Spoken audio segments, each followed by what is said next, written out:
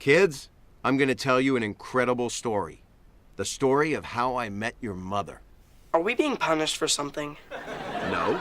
Yeah, is this gonna take a while? Yes. 25 years ago.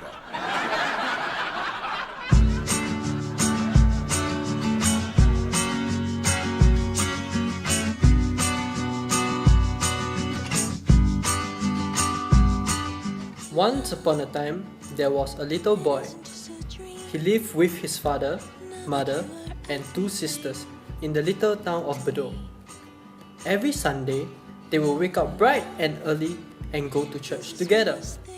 Just a little further away, in the town of Tampines, lived a little girl his age.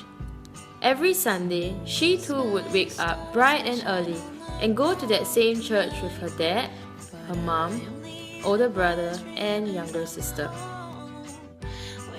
The little boy looked forward to going to church because he had many friends there. One of them was the little girl. And because they were the same age, the little girl and little boy found themselves in the same cell group when they turned 17. The boy took special notice of the girl, who was now a young lady, because she was caring, motherly, and in his eyes, an ideal wife. But because she was so wonderful, he wasn't sure if he stood a chance. But as God would have it, the boy and the girl were appointed as prayer buddies in cell, and they communicated regularly through SMSs and MSN. And even when the boy had to leave for the army, she came along to send him off with a bottle of Coke. Because she knew that that was his favorite thing in the whole wide world. Besides her, but she didn't know that yet. And when he went to India for live firing, he wrote her name on the ammunition as a declaration of love for the girl. Back in Singapore, their cell leader met up with the girl and asked her to consider the boy as more than just a friend. Already impressed by how nice and brotherly he was to his sisters, she said okay.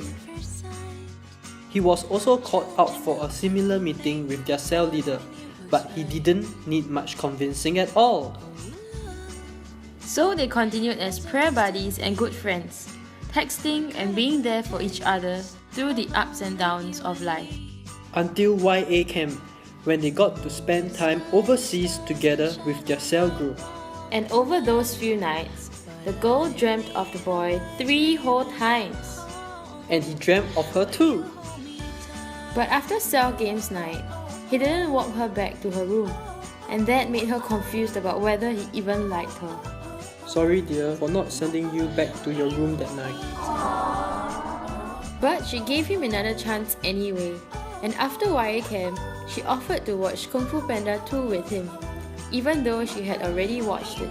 And she continued giving him chances to go out with her, because he never had a girlfriend before, and was too shy to ask her out. However, things got much clearer on the day of her graduation, when she invited him at the last minute, and he rushed down 18 MRT stations from Bedok to NUS just to see her. This gave the boy courage to ask her out for real on her birthday, when he planned a full day's worth of activities just for her, which include a picnic with kite flying, home-cooked soup, and sandwiches. That day, the girl caught a glimpse of God's abundant love and faithfulness for her through the boy, and this moved her so much that she cried in her bedroom later at night. You cried? Yes, because I saw something in you I never saw in a lot of other guys, and that was a sincere and humble love for God, and a willingness to serve without having to be recognized. I also saw something in you that I never saw in other girls. What? My future wife. The boy knew in his heart that he had to quickly put a ring on it. So he planned to propose to her the same way he had celebrated her birthday, but with champagne and a ring hidden in the soup tumbler this time.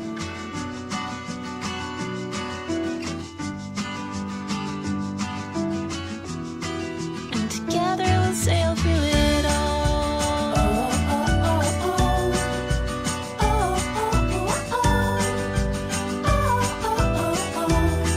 And together